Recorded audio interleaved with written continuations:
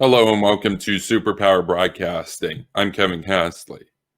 The coronavirus pandemic has illustrated to us and awakened us to the reality that there are crises that emerge that we don't really have any advanced knowledge of, but we know that over the course of decades or centuries, they will inevitably pop up here and there.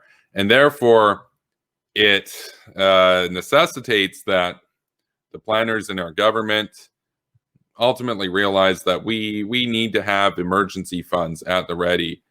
What happened with this pandemic was something that caught us off guard when it really shouldn't have.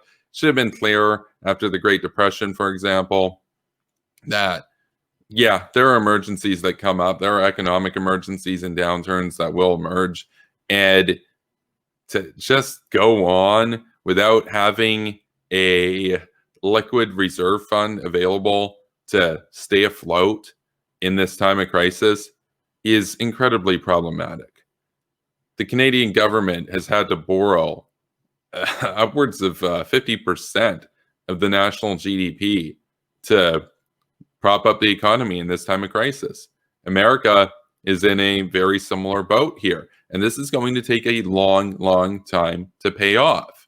And we're going to be paying off these debts into the next generation. I mean, this is a long-term burden now that we are saddled with. What we need to do as countries is understand that the debt crisis is a national security crisis. At the end of the day, it impinges upon our capability to even survive as a country. Countries go bankrupt. That happens. We need to be ready for when the next crisis happens, the next pandemic, the next major war, etc., the next massive economic depression. We need to be ready. And so my proposal here is that the Western governments need to have 1 year national emergency funds that exist as liquid cash, essentially. They need to be available in a time of crisis. And so obviously when it comes down to personal finance and everything, those such as Dave Ramsey will always recommend and say, do whatever you can, as long as it takes whatever, try to get a 6-month emergency fund in your own household together. So if you lose your job or something, you'll be able to survive for 6 months and have time to get a new one, basically. But on a national level, we need to have a similar attitude. We need to understand that, look, we need to have this money available. We can't just borrow hundreds of billions of dollars unexpectedly. We're already in a ton of debt. The national debts in Canada and the United States are abysmal. This is something that should not even exist in the first place. Now, I can do another video on that about why public debt is so pernicious and so bad.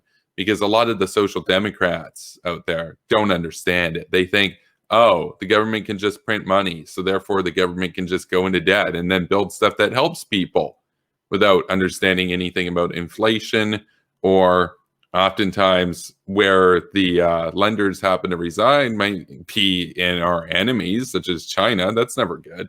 So what we need to understand is that as countries, we have to get debt free, and we also need to have sovereign emergency funds that exist just as, a year's worth of the economic output just waiting.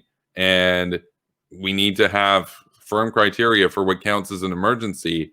And we need to get seriously on board with doing that. As soon as this crisis is over, we need to get serious about repaying the debt and saving up an emergency fund in preparation of the next one. We can also take actions to minimize the chances of the next one being such an issue. I talk about how to bankrupt communist China. They're the fault of this virus in the first place. And if we had a pro-Western government such as Taiwan running that place, this virus wouldn't have emerged because they have actual sanitary standards and they have a transparent government, whereas communist China has dirty sanitary standards, and in many cases they're non-existent, and they are an opaque government where if things go wrong, it doesn't get reported because that would make the great leaders look bad. So just as the Soviet Union tried to cover up Chernobyl until it was too late that they had to admit to it. So what we need to do is we need to obviously try to safeguard ourselves best against future crises. Protectionism, economic protectionism is a good way to do that. A proactive foreign policy is another good way to do that.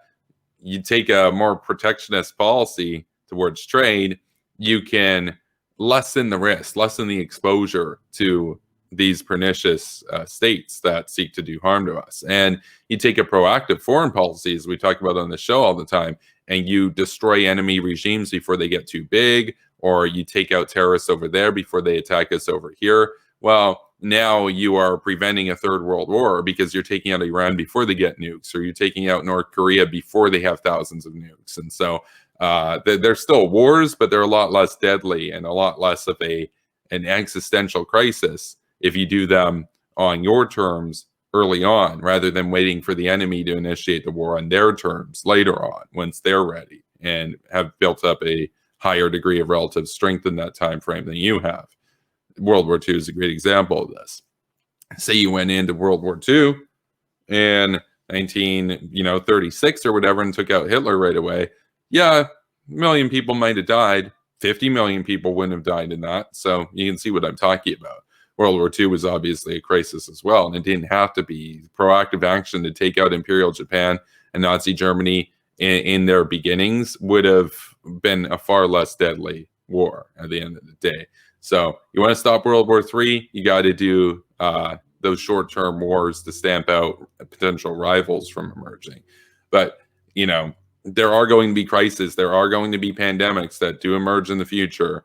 And even if we take every precaution to ward off those crises, they can still happen. So we should probably be ready for them. And we should probably have an emergency fund at the ready for when that happens, as opposed to having to borrow more money, because that is the death of nations right there. I'll have a video out in the future on how debt is the death of nations, but we need to take it seriously. We need to understand modern monetary theorists, they don't know what they're talking about. Social democrats, no idea what they're talking about. Welfare statists, no idea what they're talking about. We need to get serious. So thank you for watching, and be sure to subscribe to this channel. I do daily streams and daily premieres. Thank you for watching.